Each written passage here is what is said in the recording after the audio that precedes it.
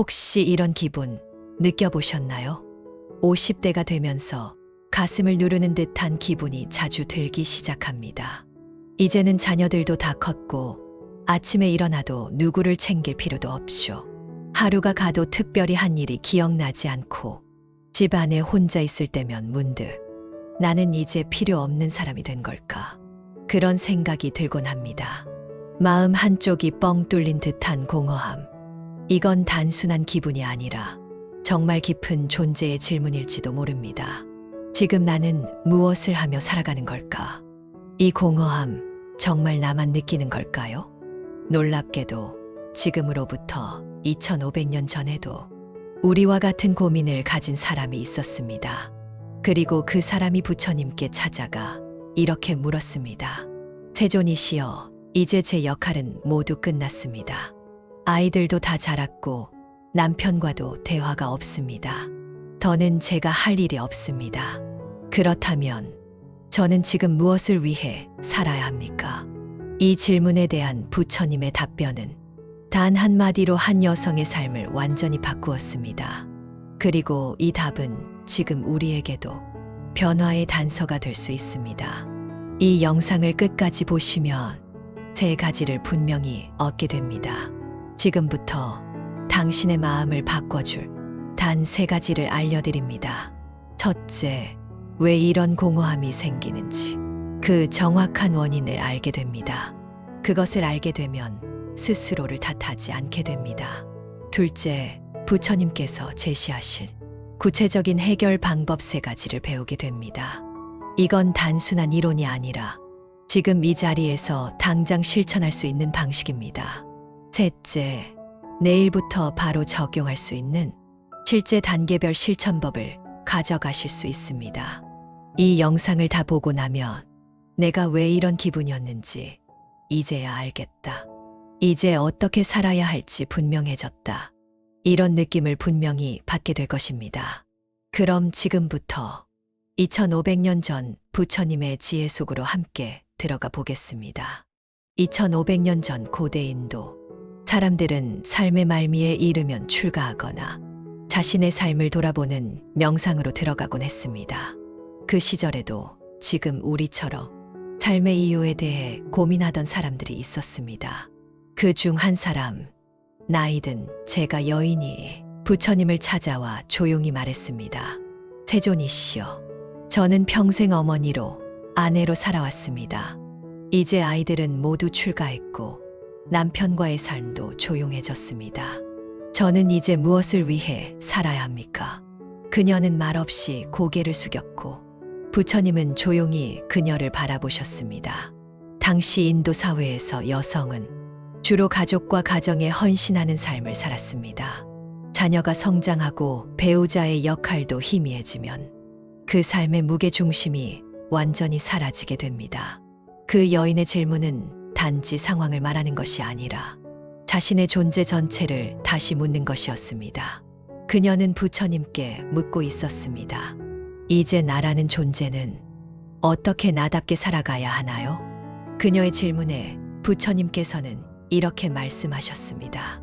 마음은 이끌리는 대로 흘러간다. 바라던 것이 사라지면 고통이 되고 얻지 못한 것에 머물면 괴로움이 된다. 그러므로 스스로를 등불로 삼아 법진리를 등불로 삼아 살아가라. 수타니파타 제5장 자등명 법등명 9절. 이 말씀은 우리가 지금 느끼는 이유 모를 공허함에 대한 가장 정확한 해답이기도 합니다. 부처님은 이렇게 말씀하신 겁니다. 당신은 더 이상 남의 기대나 역할로 살지 않아도 됩니다. 삶의 공허함은 채워야 할 대상이 없어서가 아니라 지금 여기에 나를 바라보지 않았기 때문에 생깁니다. 우리는 수십 년 동안 아침마다 아이 도시락을 싸고 퇴근 후엔 남편 저녁을 차리고 늘 누군가의 뒷모습을 챙기며 살아왔습니다. 그 모든 타이틀이 사라졌을 때 처음으로 나 자신을 바라보게 됩니다. 이때 필요한 건 외부의 인정이 아니라 내가 내 삶의 등불이 되는 것입니다. 부처님은 바로 그 지점을 짚어주신 것입니다. 타인이 아닌 진리를 향해 나아가는 당신의 마음 그 자체가 바로 삶의 중심이 되어야 한다. 지금 우리가 느끼는 이 공허함은 단지 외로움이 아닙니다. 이 공허함은 내가 비워졌다는 뜻이 아니라 비로소 삶이 나에게 돌아왔다는 징표입니다. 그리고 그것은 곧 부처님의 지혜입니다. 부처님의 이 말씀에서 우리는 지금의 공허함을 넘어설 수 있는 세 가지 지혜를 얻게 됩니다. 첫째, 역할을 내려놓으면 비로소 존재가 드러난다는 가르침입니다. 우리는 오랜 세월 아이의 엄마로, 남편의 아내로, 직장에서의 동료로 살아왔습니다. 그러나 그 모든 이름이 사라졌다고 했어. 나라는 존재까지 사라지는 건 아니지요. 부처님은 말씀하셨습니다. 너는 역할이 아니라 그 모든 것을 바라보고 있는 존재 그 자체다. 이제는 외부의 이름을 내려놓고 있는 그대로의 나 자신으로 살아갈 때입니다. 그 순간부터 삶의 주인은 다시 나인 것이죠. 둘째, 과거와 미래가 아닌 지금 여기에 머물라는 지혜입니다. 공허함은 종종 후회와 불안이 머무는 자리에서 자라납니다. 특히 마음이 과거에 머물거나 앞날을 예측하려 할 때 더욱 커지게 됩니다. 하지만 삶은 결국 바로 지금 깨어있는 그 자리에만 존재합니다. 마음을 한 곳에 모은 자는 큰 복을 얻는다. 이 깨어있음이 공허를 이기는 힘입니다. 셋째, 내면의 등불을 켜야 할 시간입니다. 스스로를 등불로 삼고 법을 등불로 삼으라. 지금 느끼는 이 공허함은 외로움이 아닙니다. 그것은 삶이 나에게로 돌아오고 있다는 부처님의 고요한 신호입니다. 그리고 그 신호는 말합니다. 지금 당신이 그 등불입니다. 많은 분들이 이렇게 말합니다. 아침에 눈을 떴는데 마음이 텅 빈 느낌이 들어요. 어디에도 갈 데가 없고 누군가 나를 기다리는 것도 아닌 하루. 그 공기는 조용하지만 마음은 더 무겁고 멍하죠. 심지어 일어나는 것조차 망설여집니다. 굳이 이불 밖으로 나갈 이유가 있나? 그런 생각이 들 때 우리는 습관처럼 휴대폰을 열어 알림을 확인하고 뉴스 헤드라인을 훑어봅니다. 하지만 스크롤을 멈췄을 때 마음속 공허함은 더 커져 있습니다. 이럴 때일수록 하루의 시작을 가장 단순하고 고요한 방식으로 여는 것이 삶의 중심을 회복하는 첫걸음입니다. 부처님께서는 말씀하셨습니다. 마음을 한 곳에 모은 자는 큰 복을 얻는다. 이 복은 단지 행운이 아니라 지금 이 순간을 있는 그대로 살아내는 힘입니다. 여기서 한 곳에 모은다는 것은 모든 에너지를 집중시키는 힘이라기보다는 흩어진 의식과 감정을 잠시 한자리에 모아 스스로를 바라보게 만드는 부드러운 초점입니다. 그래서 오늘 소개할 첫 번째 실천은 아침 10분 오감 루틴입니다. 작고 가볍지만 내 삶을 다시 나에게 되돌려주는 실천입니다. 첫째, 눈을 뜨자마자 오늘의 실천 하나를 고르세요. 화분에 물 주기, 주전자에 물 끓이기, 베란다에서 햇빛 3분 바라보기, 싱크대에 컵 하나 닦기, 신발장 정리. 중요한 건 반드시 끝낼 수 있는 것. 쉬워서 웃음이 나올 만큼 작고 구체적일수록 좋습니다. 많은 분들이 이런 실천조차 못했을 때 자신을 더 탓합니다. 난 왜 이것도 못하지? 하지만 부처님은 다시 시작할 수 있는 마음을 복이라 하셨습니다. 포기하지 않고 돌아오는 연습이 가장 깊은 수혜입니다. 둘째, 실천할 때는 오감으로 감각을 느껴보세요.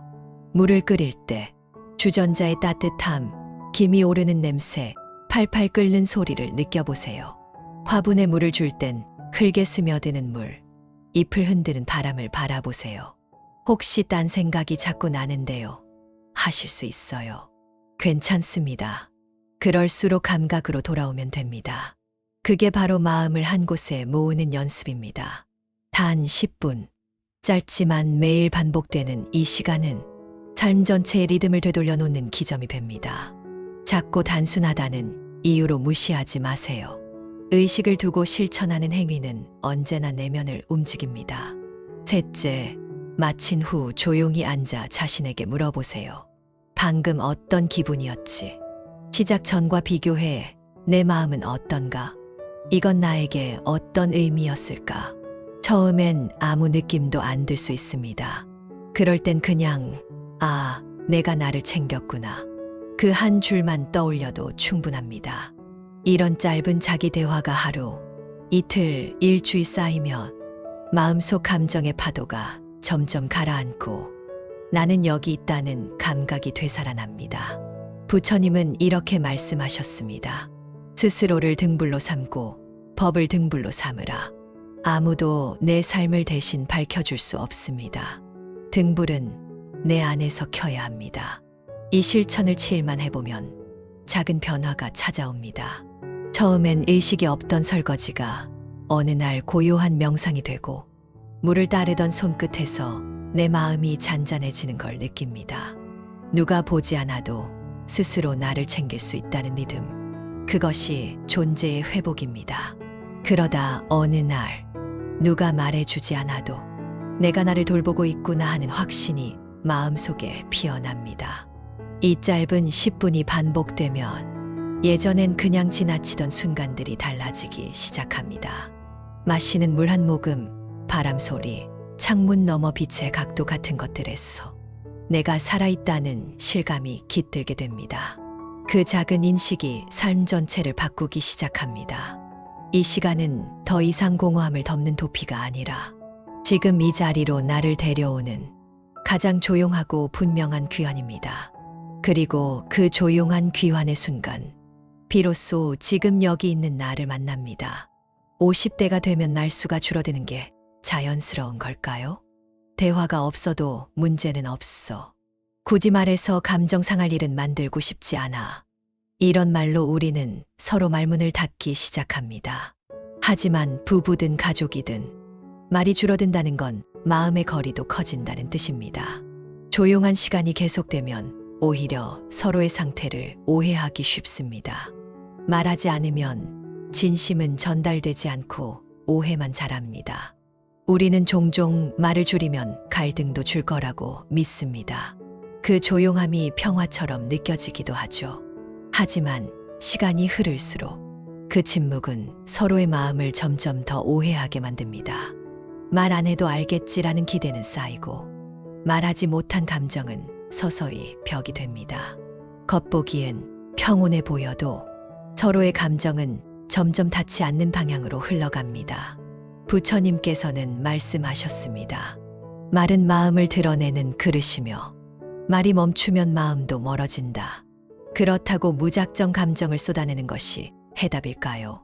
아닙니다. 그래서 오늘 소개할 두 번째 실천은 나는 이렇게 느껴졌어요. 대화법입니다. 이 대화법은 상대방을 탓하거나 정죄하지 않고 내가 느낀 감정을 중심으로 조심스럽게 전달하는 방법입니다. 심리학에서는 I 메시지 I 메시지라고도 합니다. 예를 들어 배우자가 식사 중 내내 휴대폰만 본다면 당신은 늘 폰만 봐. 나한테 관심도 없지 라고 말하는 대신 당신이 식사 시간에 계속 폰을 보면 나는 외롭고 소외된 기분이 들어라고 말합니다. 이 말은 상대의 잘못을 지적하는 게 아니라 내 안의 마음을 설명하는 표현이기 때문에 상대는 공격받는 느낌 없이 내 말에 귀를 기울일 수 있습니다. 게다가 나는 외롭다, 나는 서운했다는 표현은 상대가 내가 상처를 줬다는 죄책감보다는 이 사람이 내 감정을 이렇게 느꼈구나라는 이해를 이끌어냅니다. 그 이해가 관계를 다시 잇는 실마리가 됩니다. 상대의 방어를 낮추고 감정 전달력을 높입니다. 부처님도 말씀하셨습니다. 말은 활처럼 쏘면 되돌릴 수 없고 칼처럼 내뱉으면 다시 담을 수 없다. 그래서 말은 항상 자비의 뿌리에서 나와야 한다고 하셨습니다. 이 실천은 부부에게만 해당되지 않습니다. 자녀나 부모님과의 대화에도 충분히 적용됩니다. 너 왜 인사 안 해? 대신 내가 말 없이 지나갈 때 엄마는 마음이 멀어진 것 같아 외로워. 이렇게 말하면 아이도 닫혔던 마음의 문을 살짝 열 수 있습니다. 그렇다고 해서 상대가 항상 공감해주지는 않습니다. 그래서 그게 왜 문제야?처럼 돌아올 수도 있습니다. 하지만 괜찮습니다. 이 실천은 상대를 바꾸는 것이 아니라 내 감정을 억누르지 않는 연습이기 때문입니다. 말은 감정을 정리하고 관계를 회복하는 가장 따뜻한 도구입니다. 그 말이 내 마음을 중심에 두고 있다면 그것만으로도 관계는 조금씩 회복됩니다. 오늘 하루 가장 가까운 사람에게 나는 이렇게 느껴졌어요라고 말해보세요. 그 한 줄이 멀어졌던 마음을 다시 잇는 시작이 될 수 있습니다. 말은 작지만 깊은 연결의 끈입니다. 특히 오랜 시간을 함께한 관계일수록 짧은 한마디가 오래된 오해를 풀고 무너졌던 마음을 다시 다정하게 엮어줍니다. 오늘 그 한 줄을 용기 내어 꺼내보세요. 그리고 그 말이 너무 짧고 어색하더라도 괜찮습니다. 말은 길이가 아니라 진심으로 전해지기 때문입니다. 진심은 짧은 말에서도 울림을 남깁니다. 그 한 줄은 단순한 소통이 아니라 관계를 다시 짓는 시작이 될 수 있습니다. 때로는 오래된 상처도 그 짧은 말 한 줄로 풀려나기 시작합니다. 이런 말 한 줄이 마음 깊은 곳의 공허함을 조용히 두드릴 때도 있습니다. 그 말은 관계를 넘어서 내 안에 단절된 마음까지 이어주는 다리가 됩니다. 이제 그 마음을 따라 고요하게 삶을 다시 바라보려 합니다. 공허함은 단지 외로움이 아니라 삶이 나에게 돌아오는 순간입니다. 이제까지는 누군가의 엄마, 아내, 딸로 살아왔다면 이제는 나로 존재할 시간입니다. 오늘 마지막으로 소개할 실천은 의도적인 비움과 채움입니다. 이 실천은 무언가를 억지로 바꾸려는 시도가 아니라 지금까지 쌓여온 나 아닌 것들을 정리하고 내 마음이 향하는 방향으로 삶을 다시 설계하는 작업입니다. 먼저 비움, 옷장 깊숙이 자리한 입지 않는 옷, 사진첩 속 아픈 기억, 형식적으로 유지하는 연락처까지 그동안 괜찮은 척하고 지켜왔던 것들을 하나하나 꺼내 정리해 봅니다. 물건 하나를 비우는 과정에서도 기억이 딸려 나와 마음이 저릴 수 있습니다. 하지만 그 순간 나 자신에게 질문해 볼 수 있습니다. 이건 여전히 지금의 나에게 필요한가? 이 물음이 비움의 본질입니다. 이제 채움. 오랫동안 미뤄뒀던 내가 하고 싶었던 일을 하나씩 일상으로 초대합니다. 어릴 적 배우고 싶었던 악기, 쓰고 싶었던 글, 햇살 아래 앉아있는 고요한 시간, 그 무엇이든 괜찮습니다. 무엇을 하느냐보다 중요한 건 그것이 내가 선택한 것이라는 점입니다. 남이 하라는 것이 아니라 내 마음이 자연스럽게 이끄는 방향. 부처님께서는 디가 니까야에서 이렇게 말씀하셨습니다. 스스로를 등불로 삼고 진리를 등불로 삼으라. 그 등불은 내 안에서 조용히 피어오르는 열망입니다. 그 불씨는 매일의 작은 반복으로 유지됩니다. 차를 마시며 책 한 줄 읽기, 햇살을 보며 눈 감고 호흡하기, 하루 10분이라도 온전히 나에게 집중하는 것. 이런 실천은 겉으로 보기엔 작지만 내 삶을 다시 붙잡는 힘이 됩니다. 심리학에서도 말합니다. 무기력은 생각으로는 끊어지지 않는다고, 반드시 작고 반복적인 행동이 필요하다고 말합니다. 삶이 다시 정리되면 나는 다시 살아갈 준비를 하게 됩니다. 그리고 어느 순간 나는 누구의 엄마도 아내도 아닌 나로서 존재하는 하루를 시작하게 됩니다. 이 실천은 쉽지만 깊습니다. 왜냐하면 이제는 누군가의 딸도 아내도 엄마도 아닌 그냥 나로 살아가는 연습이기 때문입니다. 그동안의 삶은 대부분 누구를 위해 꾸며졌지만 이제는 내가 어떤 마음으로 살고 싶은가를 묻는 시간입니다. 내가 좋아하는 색, 듣고 싶은 소리, 편안한 공간, 그리고 나답게 머무를 수 있는 하루. 이 모든 것이 새삼스럽게 낯설게 느껴진다면 그건 지금 진짜 나를 찾아가는 중이라는 증거입니다. 부처님께서 말씀하셨습니다. 마음이 머무는 곳이 곧 삶의 중심이 된다. 이제 그 중심을 외부가 아닌 내 안으로 되돌려야 할 시간입니다. 단지 역할을 벗어나는 것이 아니라 존재로서 나를 받아들이는 길. 그 길의 첫걸음이 바로 오늘의 실천입니다. 그 시작은 거창하지 않습니다. 단 하나의 비움, 단 하나의 채움. 그것만으로도 삶은 조금씩 달라집니다. 오늘 그 한 걸음이면 충분합니다. 그렇게 작게라도 나에게 집중하는 시간이 쌓이면 공허함은 점점 불안이 아니라 쉼이 됩니다. 아무것도 하지 않아도 괜찮다는 감각. 그 안에 내가 있다는 확신이 생깁니다.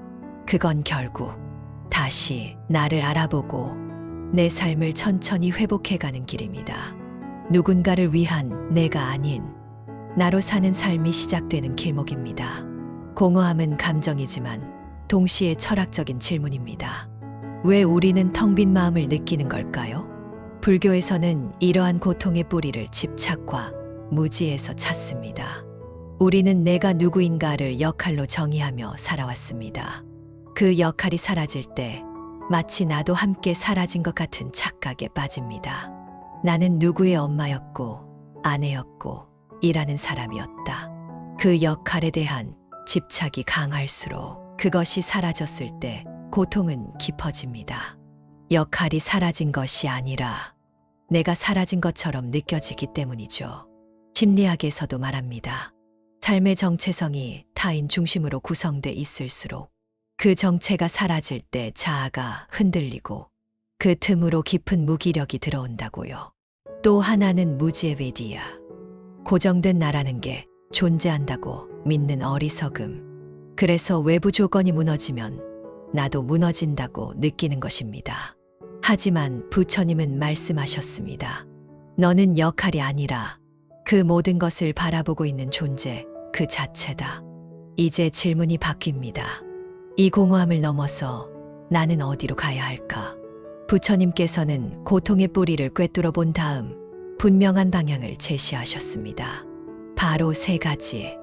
내가 누구인지 바로 보는 법무와 세상과 나의 관계를 이해하는 법연기, 삶을 바르게 보는 시선 정견입니다. 불교의 핵심 원리를 삶에 적용하는 것입니다. 첫째, 무아입니다. 부처님은 이렇게 말씀하셨습니다. 너는 역할이 아니다. 그 역할을 바라보는 마음이 너다. 이 말은 우리가 스스로를 어떤 직함, 관계, 역할로 규정하지 않아도 된다는 뜻입니다. 그 모든 것이 사라져도 지금 여기 바라보는 나는 여전히 존재하고 있다는 선언입니다. 둘째, 연기입니다. 모든 것은 조건에 의해 생기고 조건에 따라 사라진다. 공허함도 마찬가지입니다. 역할이 사라진 지금 내 삶은 끝이 아니라 또 다른 연결이 시작되는 전환점이라는 뜻입니다. 공허함은 끊김이 아니라 변화의 징조입니다. 셋째, 정견입니다. 삶을 바라보는 틀을 바꾸는 것. 내가 사라진 게 아니라 삶이 다른 모습으로 확장되고 있다. 이렇게 시선을 전환하는 순간 우리는 더 이상 불안하지 않게 됩니다. 그러니 이 공허함은 피해야 할 감정이 아닙니다. 오히려 새로운 삶을 위한 조용한 부름일 수 있습니다. 지금 나라는 존재가 새롭게 드러나는 순간입니다. 부처님께서는 그 변화를 고요한 기회라고 보셨습니다. 그 고요 속에서 우리는 비로소 내가 어디에 있고 무엇을 바라보는지를 알게 됩니다. 그리고 그 순간 우리는 다시 삶의 중심으로 돌아오게 됩니다.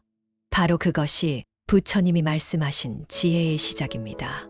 그 해답은 바로 무아와 연기라는 불교의 핵심 원리에 담겨 있습니다. 나는 고정된 실체가 아니라 관계와 조건 속에서 끊임없이 변화하는 존재입니다. 이 사실을 받아들이면 더 이상 나는 이제 아무것도 아니야 라고 느끼지 않게 됩니다. 또한 연기법은 내가 사라진 게 아니라 삶이 다른 모습으로 연결되고 있다는 깨달음입니다. 공허함도 삶이 확장되는 과정이라는 사실을 알게 되죠. 정견이란 단지 사실을 아는 것이 아니라 삶을 바라보는 방식이 바뀌는 순간입니다. 그 시선의 전환이 고통을 지혜로 바꾸는 문이 됩니다. 이것이 바로 팔정도 중 정견, 올바로 보는 눈입니다. 내 삶의 모든 순간은 사라지는 게 아니라 변화하고 있다는 통찰. 그것이 바로 공허함을 지혜로 바꾸는 열쇠입니다. 이제 실제로 부처님의 가르침을 실천해 삶이 바뀐 두 분의 이야기를 들려드립니다. 첫 번째, 이순영님.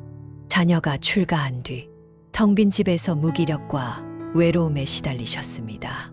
하지만 지금 여기에 집중하는 차 명상을 실천하며 하루에 10분 자신에게 집중하는 시간을 만들었죠. 그 10분이 하루 중 가장 고요한 시간이 되었고, 도서관에서 책을 읽고 산책을 하며 삶의 활력을 조금씩 되찾기 시작했습니다. 그 변화는 겉으로는 조용했지만 내면에는 잊고 있던 생기와 감각이 되살아나는 시간이었습니다. 혼자 있는 시간이 외로움이 아니라 자기와 만나는 시간이 되었고, 그 안에서 다시 살고 싶다는 감정이 움텄다고 합니다. 이처럼 작고 조용한 실천 하나가 삶의 전체 온도를 바꿀 수 있습니다. 다음은 또 다른 변화의 이야기입니다. 두 번째, 박정희님. 은퇴 후 남편과의 대화가 거의 없어졌고 서운함이 깊어졌습니다. 감정파도 타기라는 실천을 통해 감정을 바라보고 멈추는 연습을 시작했죠. 당신 왜 그래? 대신 오늘 힘든 일 있었어 라고 말하기 시작하면서 서로의 마음이 다시 가까워졌다고 합니다. 이분들은 거창한 수행을 하지 않았습니다. 단지 지금 이 순간을 부처님의 눈으로 다시 바라본 것뿐입니다. 공허함은 결핍이 아니라 삶이 다시 나에게 돌아오는 출발점입니다. 그 출발선에 선 지금 당신은 이미 충분히 잘 가고 있습니다. 오늘 우리는 공허함이라는 마음의 깊은 결을 함께 들여다보았습니다. 그 감정은 단지 외로움이나 쓸쓸함이 아니었습니다. 삶의 일부였던 역할이 사라진 뒤 마치 내가 함께 사라지는 것 같은 그 무게감에서 비롯된 감정이었습니다. 그럴 때 부처님은 말씀하십니다. 그대는 역할이 아니다. 그대는 지금 여기에 깨어있는 마음이다. 그 한마디는 무너진 마음을 다시 세웁니다. 우리는 역할이 아니라 그 역할을 지켜보던 마음 그 자체임을 알게 됩니다. 그리고 부처님의 가르침에 따라 오늘 우리는 세 가지 실천을 마음에 담았습니다. 하나, 오감 집중입니다. 지금 들리는 소리, 손끝의 감촉에 머무는 겁니다. 그 순간에 머무는 것이 삶을 다시 느끼는 시작입니다. 둘, 감정 파도 타기입니다. 감정은 억누르지 말고 흘러가게 두세요. 억누르지도 빠지지도 말고 그 흐름을 바라보는 연습입니다. 올라오는 감정을 억누르지도 휩쓸리지도 않으며 그 흐름을 있는 그대로 바라보는 연습. 감정은 흘러가는 것임을 아는 순간 우리는 거기 휘말리지 않습니다. 셋, 잠시 비우고 조용히 채워보세요. 가득 찬 일상에서 내려놓을 수 있을 때 진짜 내가 보입니다. 가득 찬 일상에서 잠시 비워내고 그 자리에 조용한 숨, 고요한 쉼을 채우는 것. 내 삶을 내 마음대로 구성하는 지혜입니다. 이 세 가지 실천은 거창한 것이 아닙니다. 그러나 그것은 나를 다시 살게 하는 힘입니다. 공허함이 지나간 자리, 공허함이 거친 자리에 우리는 다시 깨어 있습니다. 그럼 이제 당장 오늘 무엇을 하면 좋을까요? 왜 지금이냐고요? 마음이 가장 조용할 때, 그때가 시작하기에 가장 좋은 순간입니다. 부처님께서는 말씀하셨습니다. 지혜는 작은 실천에서 시작된다. 그래서 우리는 지금 하나의 작은 행동을 선택해야 합니다. 그것이 단 1분이라도 좋습니다. 먼저 오늘 밤 잠들기 전 5분 동안 조용히 앉아보세요. 불을 끄고 아무것도 하지 마세요. 그저 숨이 들어오고 나가는 것을 바라보는 겁니다. 처음엔 생각이 많아질 수도 있습니다. 그러나 괜찮습니다. 계속해서 숨으로 돌아오세요. 그리고 내일 아침 식사 시간에 휴대폰을 멀리 두고 첫 한 입을 천천히 드셔보세요. 입속에서 퍼지는 맛, 씹는 감각, 그 순간에만 집중해보는 겁니다. 왜냐면 지금까지는 무심히 지나쳐온 순간이기 때문입니다. 또 하나, 가까이에 있는 평범한 물건을 하나 골라보세요. 컵, 책, 손거울, 화분 무엇이든 좋습니다. 익숙한 물건 하나를 골라 조용히 바라보세요. 그 안에 지금 이 순간이 깃들어 있습니다. 우리는 그렇게 지금 이 자리를 살아가는 연습을 하게 됩니다.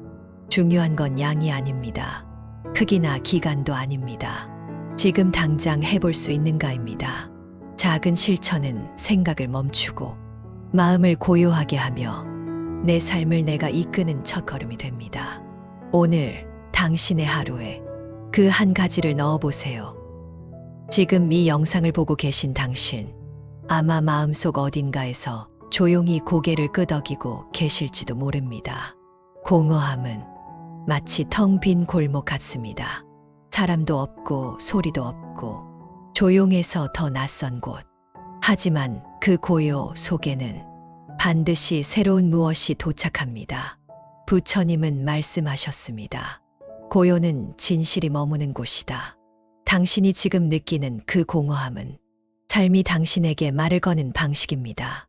멈춰서 보라는 것, 다시 중심으로 돌아오라는 뜻입니다. 삶은 끝나지 않았습니다. 단지 방향이 바뀌고 있을 뿐입니다. 그 변화는 두렵기도 하지만 그 안에 새로운 자유가 있습니다. 역할이 사라졌다고 해서 당신의 존재가 사라지는 건 아닙니다. 지금 이 자리에 있는 이 마음, 그것만으로도 귀한 빛입니다. 이제 삶을 다시 채워나갈 차례입니다. 당신만의 속도로, 당신의 방식으로, 그리고 부디 기억하세요. 그대는 이미 충분한 존재입니다. 지금 이대로도 괜찮습니다. 당신이 걸어온 길, 그 모든 것이 당신을 증명합니다. 이제는 한 걸음씩 다시 걸어가면 됩니다. 부처님의 지혜가 당신의 하루에 조용한 등불이 되길 바랍니다. 다음 이야기에서 다시 뵙겠습니다. 영상이 도움이 되셨다면 댓글로 오늘 느낀 점을 남겨주세요. 당신의 말 한 줄이 누군가의 밤에 등불이 됩니다.